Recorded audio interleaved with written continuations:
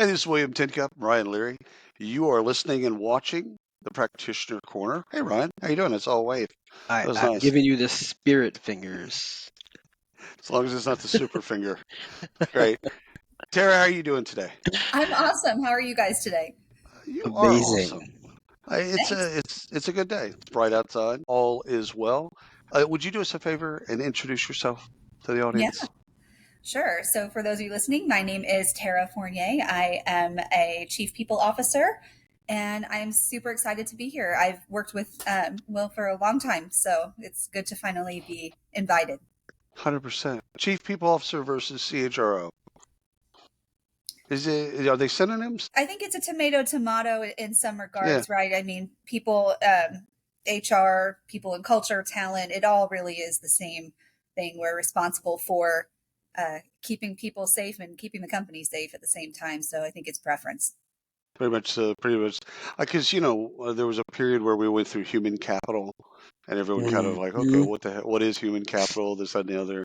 And then out of the Bay Area, I noticed probably a decade or so that there was a lot of people ops, people Yeah. that maybe didn't have HR experience that kind of came over and did people operations or people ops. But I've always wondered for folks that have the title that have gotten to that place, Yeah. the most senior level, is there a difference or is it basically seen as the same thing? I think it's seen as the same thing. I think in tech, the term people officer, people and culture officer is seen more Right. traditional, brick and mortar businesses, maybe or manufacturing things are more chief HR officer, just legacy. So it Right. depends. I think in the federal government they might still call it personnel. It might 100%. still it Yeah, might we still be there. 100%. we were just talking with someone and they said personnel. I was like, Oh, yeah. that Oh, feels yeah. dirty. It felt like human capital management, same thing. Human Yeah. capital management always bothered me. I just Yeah. felt like it was a weird way to say it. But Tara, I've got a question. So, uh, tell me if I'm looking at this wrong, and I think I am based on how you described it. A chief people officer, I've always looked at them as managing the people, the culture, right? The engagement of the company, all of that. Whereas HR was more process and ops. I mean, I think it's like tomato. To me, in the roles that Yeah. I play as a Yeah, chief people officer, I oversee the whole Yeah. the whole got it. enchilada of Okay. it. So it's the HR operations. So we have an HR operations team that's Right. underneath, right? So Right. it's more Got of it. an umbrella title, and then it's got all the different nuance underneath it. Yeah. Well, I'm going to go with what you're saying. You're Yes. probably more right than me. Oh, 100%. If I'm not right, So you people will let us know. I'm sure. Yes. have you seen this bit where people get wigged out about the word resources? That humans aren't resources. Like I have not.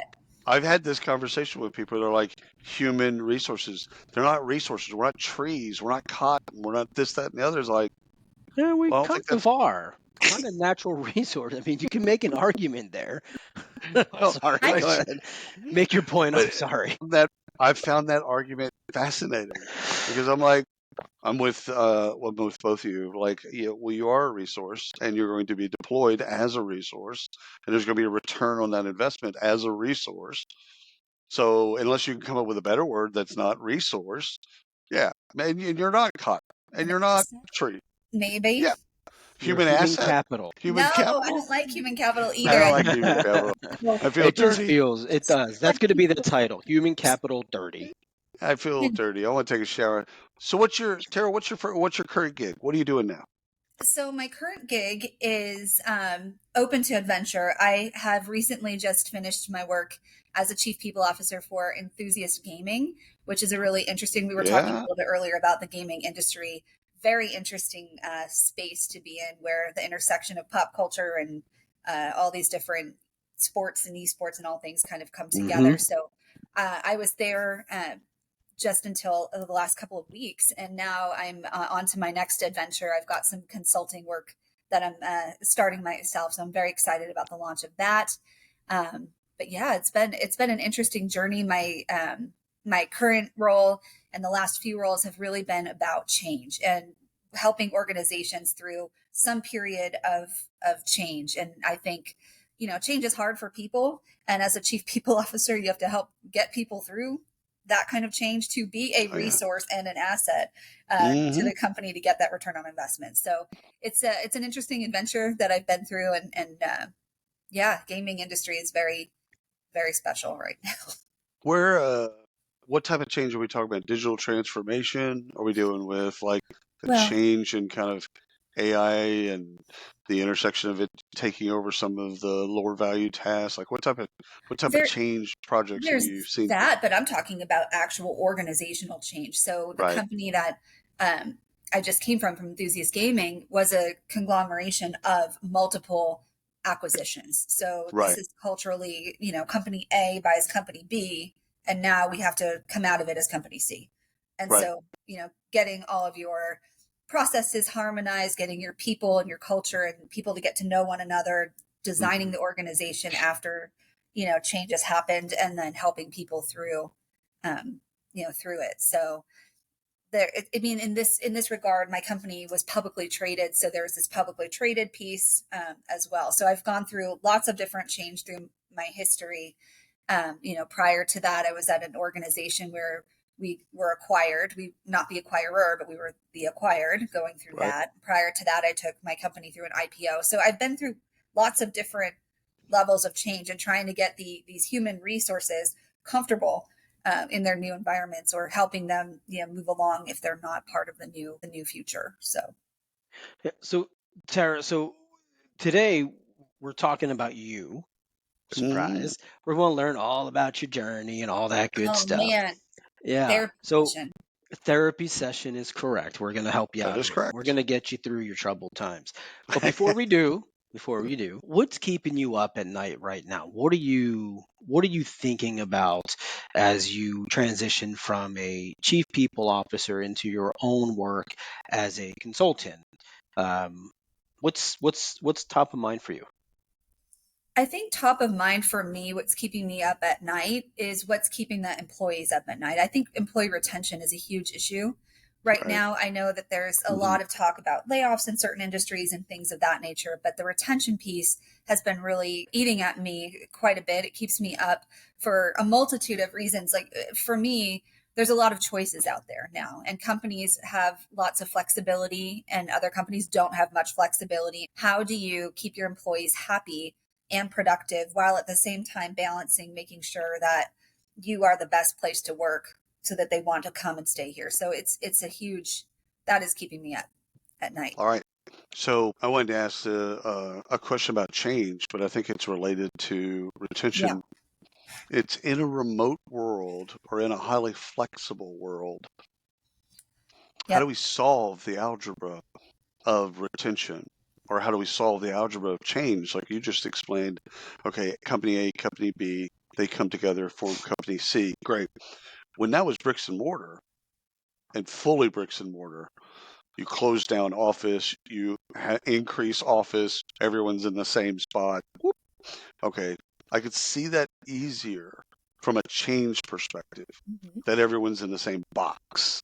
Because you could communicate, you get in front of people, you have town halls, you can do all this stuff, and you're seeing everybody every day.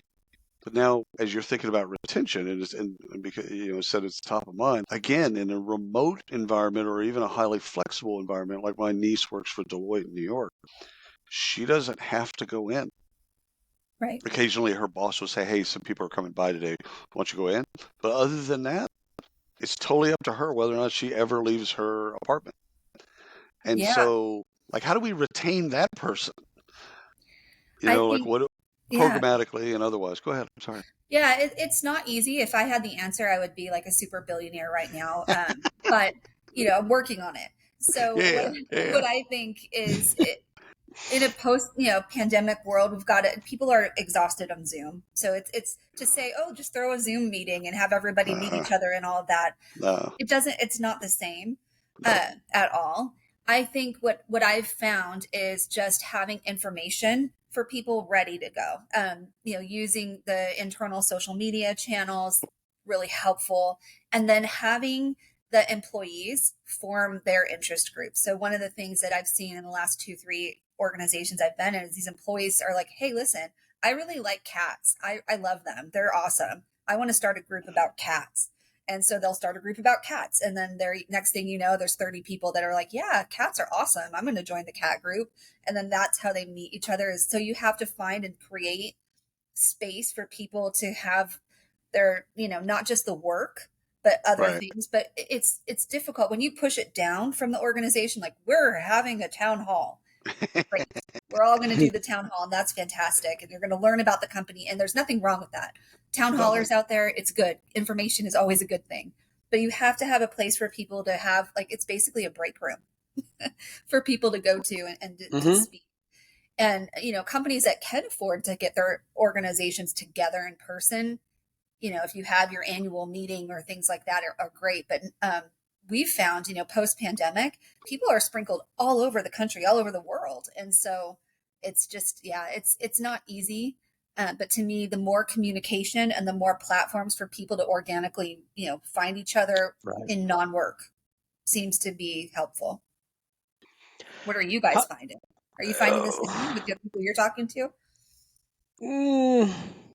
Yeah, I think the special interest groups and ERGs, they play a wonderful role. We did a podcast. This is with Syneos Health, and it was interesting about this podcast is it was an ERG, the entire ERG that came on the podcast. Oh, cool. And we were talking about folks with disabilities, folks that we wanted to actually recruit and retain, and employees within that group of people that wanted to just kind of educate. And it was fascinating because there was a lot of like belonging stuff that kind of came about that too. Not just we have things that are in common. You had advocates at the executive level that were basically saying, this is important to us. And we don't know much about it, so we're going to bring in some experts, and we're going to bring in some employees, but we want to learn more about it so that we can also educate the greater company. And like, that was fantastic. Yeah. So I think special interest ERGs, I love the cafeteria reference. I think that's a really wonderful way of thinking about the water cooler, the cafeteria, or even the after work stuff that used to happen, going to bars, going to baseball games and stuff like that. Any type of bonding and connecting that we can facilitate. Definitely. Brian, did you have something to add? Yeah, I feel like a lot of companies struggle on caring. So you had said this is my title of the show. That's the title of the show right there. Companies struggle with caring. Great. I'm so happy to be here. Yeah, I was kind of hesitant. So okay, so you Let's talk about it. Let's do it. Well, you said they care about, and yes, I remember, and they do, Syneos, right? So they do, and I find without, okay, so I'm struggling with this because I look at it from two different sides. One is we talk to a lot of founders of companies that are mid-size, 500 to 1,000 people plus, right? They've done a really good job. When you talk to those people, they're very, very good at sharing what they care about, their mission. Right. And if you're not careful in the conversation and you just kind of open yourself, you're like, yeah, I'm with you here. Man, like I get this. Sign me up. Yeah. But as an employee, you don't always get that feeling because you don't have the connection with the founder. And I'll use myself. Lisa Sterling, we were talking with her, and we both came from Connexa. And I had that connection with Connexa where I was like, yeah, no, I'm bought in. Like, this is a cult. I'm in. Like, I get it. Like, that's kind of what it felt like. But 100 employees after me probably didn't have that same experience because they never got to meet the founders. They never got to see the office when it was just folding tables in the managers' offices, right? In leaders' offices. They were literally when I interviewed, it was literally a folding table with a computer and an Ethernet cable. That was it. And I was like, what the hell am I getting into here? But at that point, that's like it connected. Like I connected with that. Not everyone gets that. And I knew what they cared about. So I struggle with that because a lot of these companies say we care about diversity or we care about inclusion or we care about ADA or we care about this. Right. but who cares? Is it the founders of the company down, or is it the HR person or engagement person saying, we're going to go get a list of things that we care about, I want and we're going Tara's to be answer. the best place to work? I want Tara's answer, But and you're going I to have give an yours. answer. No. I want hers first. I don't want to. I don't Yep. want to Yeah, and change her view. but I do. I know I talked a lot, but I do struggle with that, and I struggle with believing that. But I Mhm. have been in a couple of companies, one very, Yeah. very large with enterprise rent-a-car, this is 2000, like very, very large, but same idea. I fell into that, and I Yeah. believe the people connect. So everywhere else I've been, Not so not much. Not so so much, much. not so much. So Yeah. what do you got, Tara? It's What do you? interesting. What do you? Well, I'm just thinking through what you're saying and thinking through kind of where I've worked. And one of the places that did a really great job that I worked at was Zillow. Yeah. And the founders were on the board. One of the founders was the CEO, and Their every price is single very wrong on my house, by the way. Like they're very below market. Let them know. I will let my friends at Zillow know. Yeah. That Yeah. they did really, really well is every single month they had a session with the CEO, and he would Yeah. sit down and just do a Q&A with anyone that was brand new. And then every month we would have, a town hall meeting, and we would learn, what is the play? What are we doing this month? What are we trying to accomplish this month? He would give out his phone number at the beginning of every session. And we were 1,000 employees. He's like, here's my phone number. If you have a question for me, and he would answer every text and every phone call and every email that came through. And so even Wow. though that had scaled, I think he was probably, his name was Spencer Raskoff. Hi, Spencer. Shout out to you. He did a fantastic job, and everybody knew what was going on. Everybody cared. It made the HR job very easy because we had that support. I've worked at other companies where we've had founder led, CEOs, and I think you're right. I think when you're in the top echelon of the organization, you're hearing this person day in and day out in your echelons, because you really need that trickle down through the layers of leadership. Mhm. One of the things that we did recently at Enthusiast Gaming, and then prior to, I had the same CEO at both organizations, is we started a senior leadership team, and they would come together every month. And so we would start to have them engaged in the culture, in the, what do we stand for? What is our mission? What is our vision? And then we started to embrace that, put our core values together, and really use them towards, when we had one-on-ones with employees and performance management conversations. It's, are you doing this value? What are we doing? Why are we here? And that's been very helpful for me. But if you don't have that, and you don't have that support and that trickle down, I think you're right, Ryan. It's just words. Yeah. Right. So, Brian, let me I'll draw you a little picture, because I know you're a visual learner. Carrying three-legged Are we stool. going dark? No. I would never do that to you. No. Never. Three-legged stool. Okay, three-legged stool. Just envision, Mhm. right? Can I Communication, spread the legs out so I can sit evenly? 100%. All right. So, communication, access, and budget. That's how you create caring. That's how you validate. If someone says they care, you can ask 3 probative questions. Okay, you say you care about diversity. Great. What's the budget that you put behind it?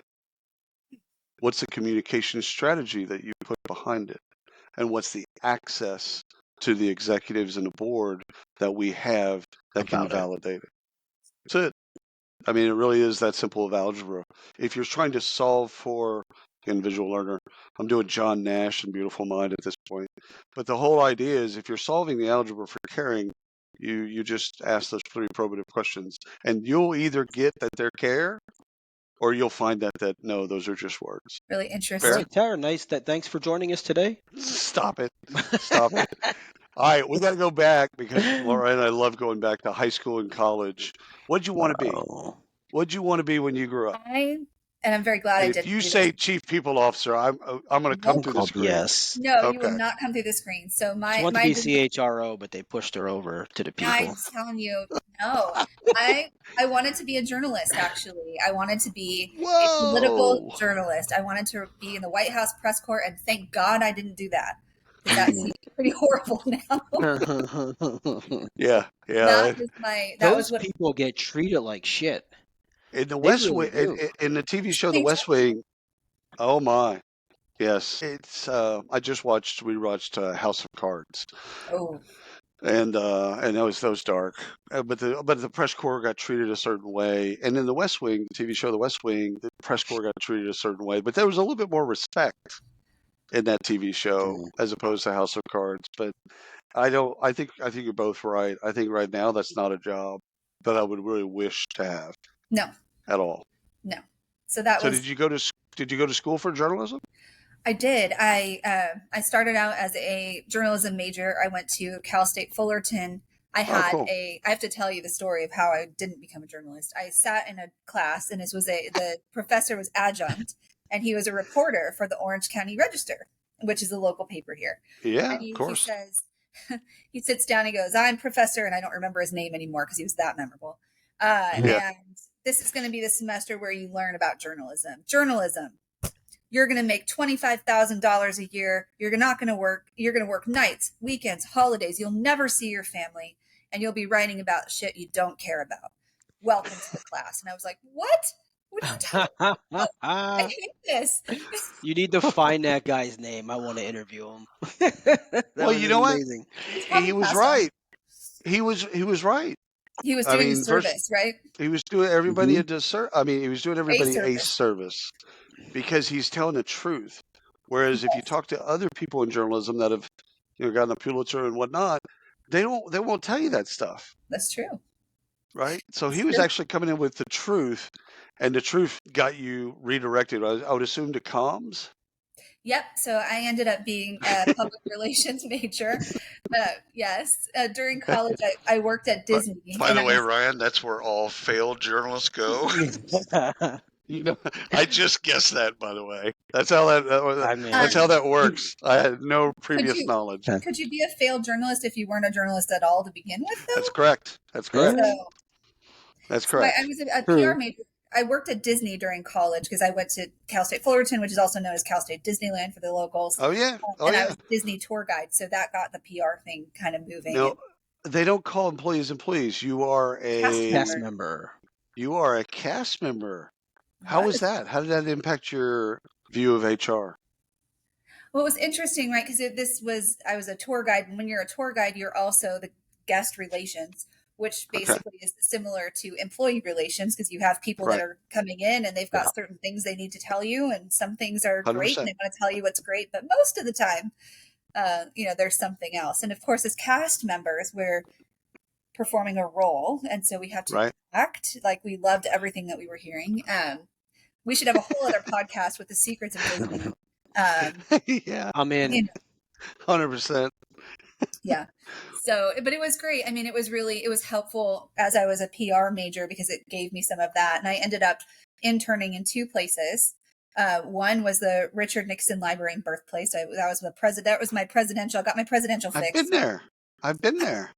So I was Recently, the last couple of years. It's did fantastic. a PR internship there. And then I did an internal comms internship at a company that called Marical, and I was working with the HR department. So that's where the first kind of HR came into play just a little bit. So Right. that's where I started to see the dark side just a tiny bit. I was about to say, did you fall in love with HR? I didn't. Or No. Not then. No, I I didn't. feel like we're getting to a point of I needed a I so job. love this. I so love this.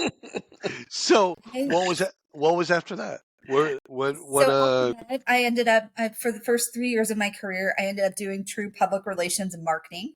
So I right? was working with a boutique marketing firm, and we were doing grand openings for Panda Express and Wiener Schnitzel and Marie Callender's Oh, and all sorts of cool. restaurant clients. It was super fun. And then, the fun and joy kind of ended there was a recessionary period after 9/11, and nobody really Right. cared that the Panda Express was opening its 400th restaurant anymore because that wasn't really Fair where enough. budgets Fair were. enough. So I went to my local recruiting firm and said, "Hey, I'm looking for a job." And they're like, "How about being a recruiter? You can come work for us." And that's how I came in. So I truly did fall into HR, and having a little bit of background. That's how it started for me. So that's my Nice. career journey started from there. And And were then you on it was this a staffing firm? it was a staffing firm, and I was doing, the full cycle desk where you had to go out and do your business development, go Oh, find your people, and Hmm. then you had to go fill it. So Yeah. find it, The fill it. most inefficient process in the world, but it works. It's a hustle game. We had Mm-hmm. Amy Miller on yesterday, Yesterday, and yeah. we were just talking. I'm like, because I think Ryan and I have a theory that people that have a staffing background as recruiters make better corporate recruiters. And Amy corrected us and said, well, maybe, maybe not, but it's the hustle game. Can they actually hustle and get Right. the job done? But they're weak And on the politics. they're weaker on the politics. Yeah. That's interesting. So yeah, she said, Yeah. so as a staffing, she was a big biller, all that type of stuff. And she said, what I had to learn my first couple of years on the corporate side is the political game that gets played internal. Oh, that's true. Because Right. You don't get the inside you there. don't get that bit. You just got place. You got, okay, hiring manager. You need a body. Great. Okay, done. And she was really great at that. And it's always kind of modified my thinking about staffing, that they can make better corporate recruiters, but they're going to have to learn the politics pretty fast. Yep.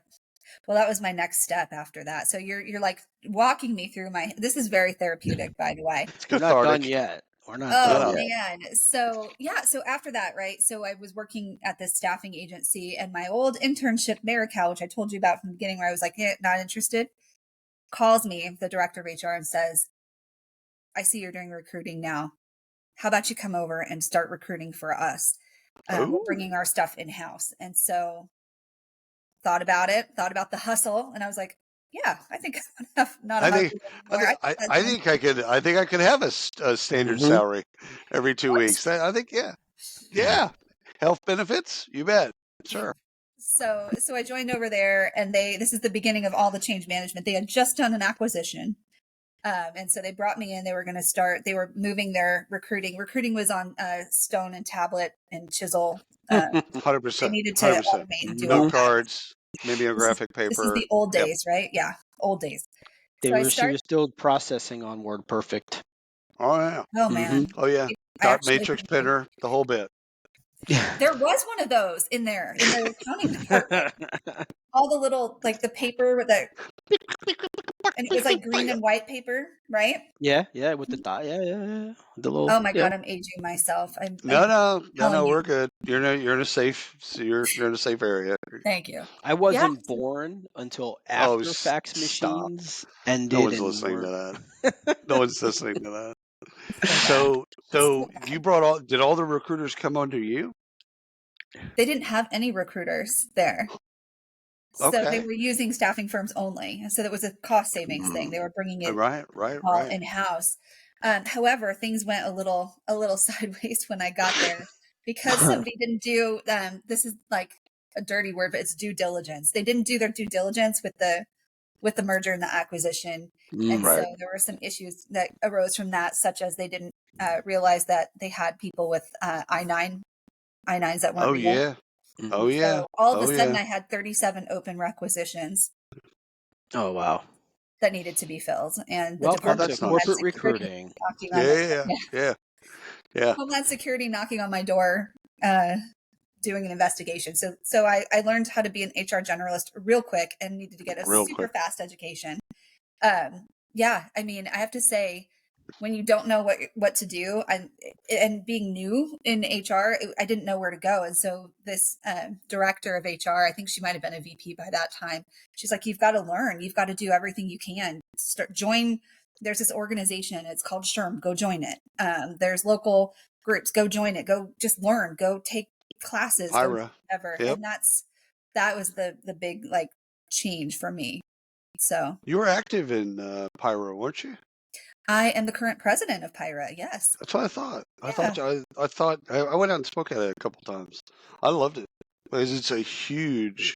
I mean, it's a very large group. People don't understand how big that group is. Yeah. But that's a really good, right? Cool. Yeah. Congratulations on being president, by the way. Not easy. Not easy, because it's when you run. First of all, it's a nonprofit, right? So It is. there's that, but it's the herding of volunteers towards an end goal, because you have an annual conference, but you've also got things that are going on through the year, Yeah. and the herding towards that annual conference it's a heavy lift. I mean, It's a I think y'all had the Anaheim Conference Center when I the went commit. to it.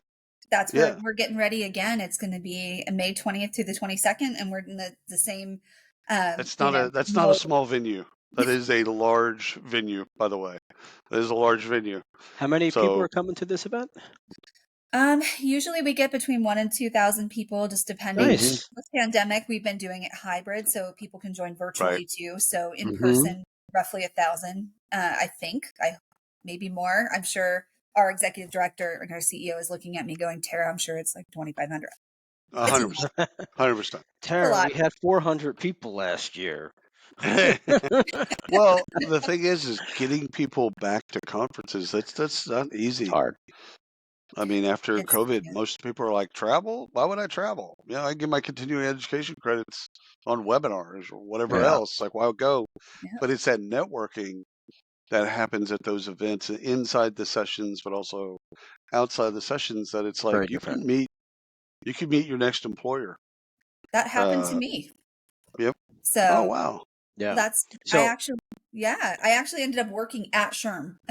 I was an oh, employee of SHRM, and that was through attending the government affairs, the legislative advocacy conference here in California, and I met a few folks like Mike Aitken and some of the other Yeah.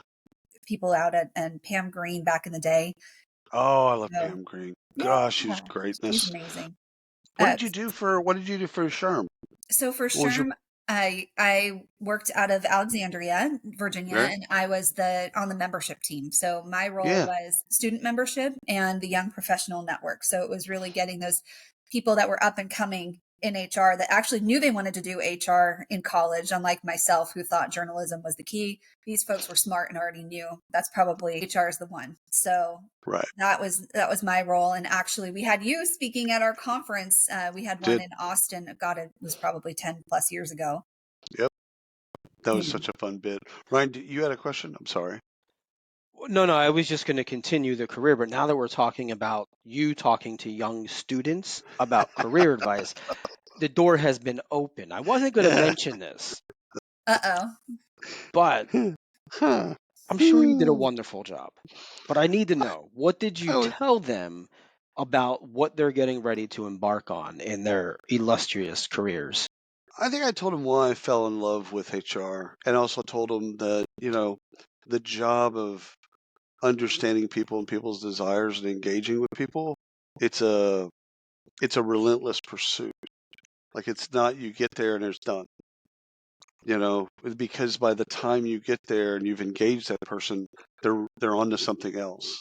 Mhm. They're interested in something else. And so I think it was more about getting them to understand the complexities of both engaging and retaining talent, and again, caring. I mean, getting back to something you brought up Mhm. very early on, it's you can have the knowledge of HR, but can you carry it forth and show people that you care about them and their needs? And I think I even at that point I was probably more of a employee advocate, candidate advocate type of person, where it was more about, hey, listen, you're going to get pushed in between two forces of the company's needs and the employee's needs. And at one point, you're going to have to pick because you can't be both. And the company is paying you, so you want to hold that. You want to be loyal to that, but really your loyalty needs to be to employees and candidates. Right. And Yeah. so So you've got to. That's a very fine line, very hard line to toe, by the way. But yeah, yeah. I didn't show them any of the darkness. I didn't want to scare them. I didn't want to You scare them didn't out of it. hold No, signs up and be like, you're I didn't done. want to scare them out of it. I just wanted them to understand that it's a Right. noble profession and it's It a really noble pursuit to actually care about employees. But, again, it's not easy also. Yeah. So Tara, William brought up a point just now. At one point in time, you're going to have to choose. Are you an advocate for the company or are you an advocate for the people? I know, perfect world, you're down the center and Right. you represent both, which of course we're always going to in the space.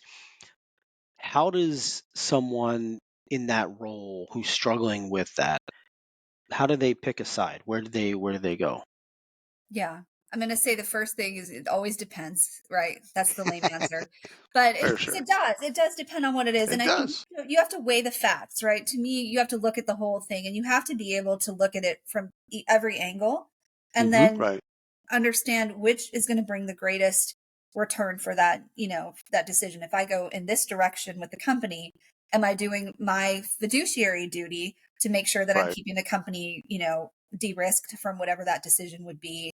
And then if I don't make that decision, what is the risk to the company? And then you look at the employee and what is the risk to them as well. I think depending on what the situation is, you could fall either which way. And I hate to say that, Right. I don't mean to be the on the fence No, it's person, but it it's really it's does. it's For looking at things that are legal, moral, and ethical. If either takes you outside Yeah. of the bounds, it's easy to side with the other one. hmm So if a company takes you outside of legal bounds, then you that's it. obviously are going to protect the employees. If Right. an employee takes you outside of legal bounds, you're obviously going to protect the employer. So it is going to be situational for sure. But you've got to care. So many people in HR come out and are kind of mass produced to just care about the company. And it's like, hmm that's that old fashioned, hey Sally, can you bring a box to HR, gather all your things type stuff. And like HR, people don't want to approach HR Right. because they don't see them as advocates. And I think that's a very old way of thinking of HR. Modern way Yeah. of thinking of HR is like, these people care about me. Yeah. So I may as well tell them the truth. And again, depending on where the ethics and morality and legality fall, then you have to, as an HR professional, you have to protect And whomever. therein I lies my feelings earlier about, does the company really truly care? Because my contact is with you, Right. Tara, right, as HR. hmm Do you care for me? Do you care for the company? And if I don't feel that you care for me, the company doesn't care about anything it's doing. hmm Oh, that's interesting. In my mind, that's kind of how I always have taken it. I think you're right. And in many ways, we're the ambassador, right? So Right. if you're a great HR and people person, you're going to do well. Hmm. Your employees will feel that you care. But if you are, to Right. William's point, the transactional HR operational kind of person, then that will come through as well, which is why I think like the HR business partner role has been such a great, addition to the HR, suite of capabilities that we do, because that Right. really is that partnership and that feeling of that. I will say, for most recently we had to go through, a layoff right before I was departed. I Hmm. was impacted by that as well, right? So I had to have the task of letting people know that their roles were not going to be there any longer. And we sat for a while to think about, what is the best way to do this, because we do care about the individuals and we care about how they feel and we want to be fair with them, but at the same time understanding that the organization was going through what they were going through and there was a need, to preserve,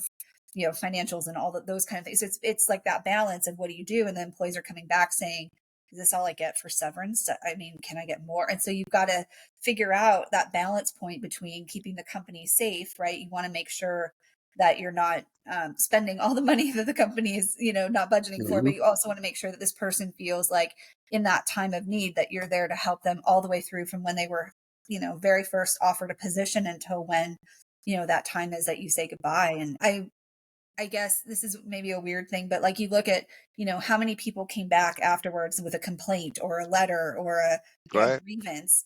And I think, my team and I thought really hard about that. How do we do that? And we set up actually Calendlies with them. Hey, if you need to talk to us at any time, set it up on your schedule when you feel like you want to talk to us.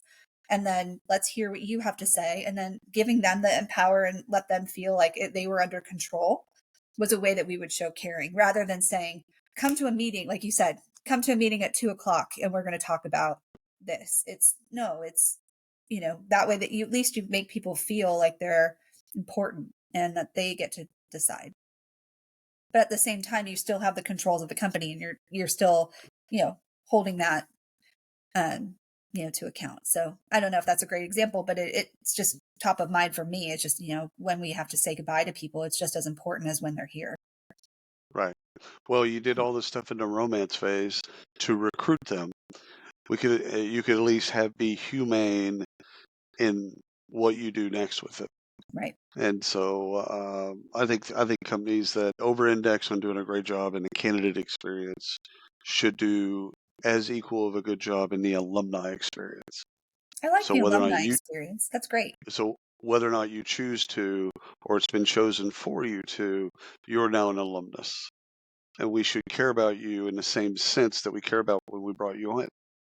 So I think that, again, care, we're using that word loosely, Ryan. I just have one question left, Tara. It's just the advice now knowing what you know about your own career and kind of also what you've seen with everybody else, because being president of, do y'all say PHRA or do y'all? Because Pyra. I've always said PIRA. Okay, good, thank you. You're right. So being president of PIRA, you also get to see a lot of other peers. The advice that you would give kind of a younger version of yourself, what would it be? To do the hard thing first, right? It's muddle through it. Like for me, going and getting master's degree, doing all the things that are hard first, and then not to be afraid to use your voice is the other one. I think as a younger professional, you might see things and you're like, ooh, I don't know if I should do it. I don't know if, Right. and you get tentative about it. But I've learned as I've gone, longer in my career and gotten bolder, I guess, and maybe that's something that happens with age and experience. But to speak up if you see something that you don't agree with, if you're in a executive meeting or you're in a team meeting and people are going a certain direction and you feel like maybe you have a better suggestion, a lot of times people will just sit quietly because they don't want that attention on them. But don't be afraid to do that because you're Not to be valuable. not to be controversial, but is that young in one's career they just don't have the confidence, or is it? I didn't have the confidence. Well, I'm not. God, Tara, I wasn't pointing you out. The Just is saying, didn't I hurt me, right? I 6 days. I wonder how much of this is gender related, and why I'm asking that is I'm not sure I've ever shut up. So I struggle with this part. This could be a personality flaw, character flaw. Mm. Like if I've been in a boardroom and someone says something stupid, even in my 20s, I would say, yeah, that's fucked up. That's stupid. It could Like be. I would just say that. Now, I don't think I had the articulation now that I do now in terms of being able to back that up, but I could point it out, and I did point it out. I think But that's again, interesting. do you see Yeah. anything? I mean, is there? I don't want to make something that's not there not be there. Mm, Do you see anything that's gender there, or is it just you're early in your I career and you're just one is not as confident as they are elder in their career? That's an interesting point, and that's my therapy to take back and really think about for myself. But in general, I do think women in general do have struggles with speaking up. I think Right, it's one of those things where getting to that level, when you get to the executive level, you don't have very many people that look like you sitting around right, the table, and so maybe there might be a little bit of that going on. I think for me yeah, it wasn't so much that as it was just me not being a confident. I didn't have the experience under my belt, so I felt like I was struggling right. with people thinking that I was too young to have an opinion. Mm. But So see, good allies. This is the thing now that we know more than we did years ago. Is now good allies. When that person's quiet, you call on them and say, right, Tara, what do you think? Obviously, you've heard kind of all the counterpoint stuff. right, Do right. you got a strong opinion either way? Like the allies have to pull that stuff out. They got to tease that stuff out and say, hey, what do you think? Because if we don't do that, then yeah, I think we could exacerbate the Yeah. problem. It's interesting you say that. I know we're coming up on on time, but I could remember fresh out of college, early 20s, I had a lot of opinions personally, right? And I never had an issue at all telling my managers, my bosses, people like my opinion was my opinion and I was Yeah, that guy. But when I started to get, and this was very quickly, I would start to get invited into what at the time seemed like higher level sales right, meetings and right. strategy meetings because of my opinion. I was a mouse at the table. Really? And I didn't say any. Part of it was because I didn't. Now, gender aside, I didn't look as distinguished as the people in my view of it. I'm looking around the table, salt and pepper hair, right? They've been there. They've got the look. I'm just like, yeah, what's up? Like I was the young kid on the block, and I didn't talk like them, and so I shut up, and I remember that. But William, you made a point. An ally asks you, That's and right. so the people that brought me into the room, I'm sure everybody else around the table was like, what the hell is he doing here? The person that brought me in said, Ryan, I'm interested to get your take on this. Immediately, I had the confidence, well, after a first time or two, I had the confidence to talk like me. I didn't Yeah. have to talk like them. Right. And they took the advice and they took my thoughts for what it was. I was still wearing hoodies, like same deal. It's just who I was, Right. and it was at that moment because there's a lot of things that I wanted to say, and I'm sure you, Terry, you probably come across this. You don't say it, and somebody else says it, and you're like, "That is amazing!" I'm like, "You motherfucker!" Like I Right. literally should have just said that, right? But when someone started to pull it out of me, that's Yeah. when I changed. That's when I changed. I said, I don't need to look like you. I don't need to feel like you. I don't even need to back it up. I'm just gonna say it. And that was Yeah. my fear. I couldn't back it up. But you know, different than gender. But that's my story. I'm sticking to it. No, that makes perfect sense. I think once you have the confidence though, that is it. And to me, Very different. you need that validation maybe a little bit like the first couple of times Hmm. like I want to hear Right. your opinion and those kind of things. And now, And after that, you're on your own. You're good. well, right. And now I think, when you're in this position and you're a leader in HR, you are the ambassador for the employees and the voice. And when you see something that's right or wrong, you can't be shy to Hmm. say anything because that's when you're not doing your duty to your company and to the people that you support. Yeah. So, You're yeah, also in a great position now where if you see those people being quiet in that meeting, you're like, okay, I know what's going on here. Yeah. Talk So to that's me. wonderful. Yeah. Tara, Yeah. this has been absolutely fantastic. Thank yeah, you so much for your time and your wisdom. Love what you're doing. Love that you're tackling change because it's not easy. And thanks for coming on the show. yeah. Thanks for having me. It's been